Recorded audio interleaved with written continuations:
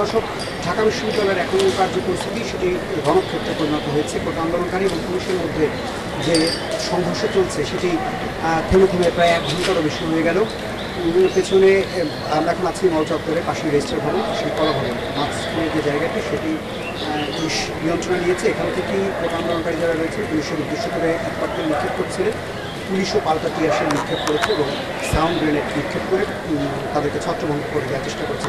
সূর্য সেন হল এবং জসীমউদ্দিন হল, দুটি হলে এখন শিক্ষক যারা আন্দোলনকারী রয়েছে তারা ভেতরে ঢুকে গেছে এবং পুলিশের অবস্থান এখন হলের একেবারে সামনে বিপুল সংখ্যক পুলিশ কিন্তু সেখানে রয়েছে।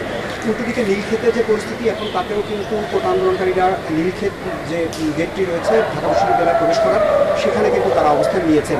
আমরা একটু ছবিতে দেখাতে পুলিশের এখন যে অবস্থান রয়েছে সেই অবস্থান, তারা কী অবস্থানে রয়েছে, তারা একেবারে হলগুলোর সামনে অবস্থান নিয়েছেন এবং আন্দোলনকারীরা এখন ভেতরে রয়েছে। এবং পুলিশ যে টিয়ারশেলগুলো নিক্ষেপ করেছে সেই টিয়ারশেলগুলো আপনাকে দেখাই যে এই টিয়ারশেলগুলোই কিন্তু নিক্ষেপ করা হয়েছে এবং সেই টিয়ারশেলের যে একটু দেখাই যে মে 2024 জুলাই মাস চলে, একটু এক্সপায়ার বলা যায় যে মেয়াদ উত্তীর্ণ টিয়ারশেলই আসলে নিক্ষেপ করা হয়েছে।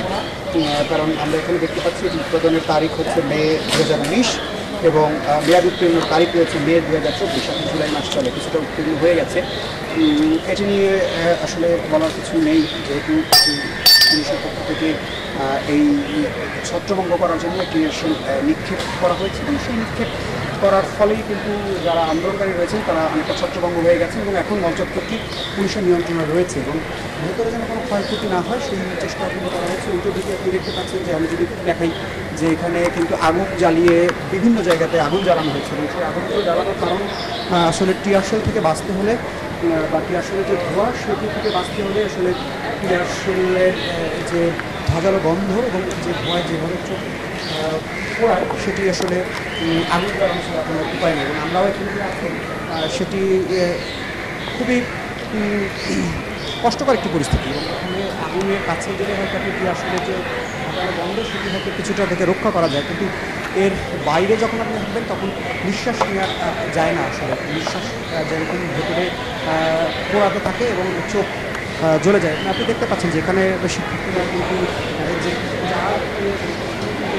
ইলেকট্রনিক জিনিস যেগুলো রয়েছে, গাছের যে ভাঙা তারা আগুন জ্বালিয়ে নিজেদেরকে এবং সেই শ্রদ্ধা আসলে হয়নি, কারণ শিক্ষার্থীরা দাঁড়িয়ে পুলিশের যে অবস্থান সেই অবস্থানটি ভেঙে ফেলা এবং একটা সাথে উত্তাপ্ত মুখ্য বলছে এখানে প্রচুর গাছ রয়েছে, যে কারণে এই এলাকার কোন জায়গা থেকে কখন কিন্তু এসে পড়বে তার কিন্তু বোঝার কোনো উপায় নেই।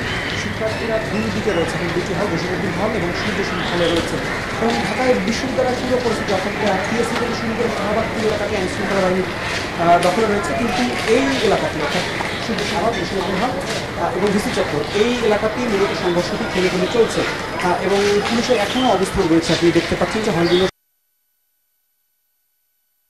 আমাদের কথা হয়েছে কোটা আন্দোলনকারীর প্রধান দুই যে সমন্বয়ে 3জন সমন্বয়কারী রয়েছেন তাদের মধ্যে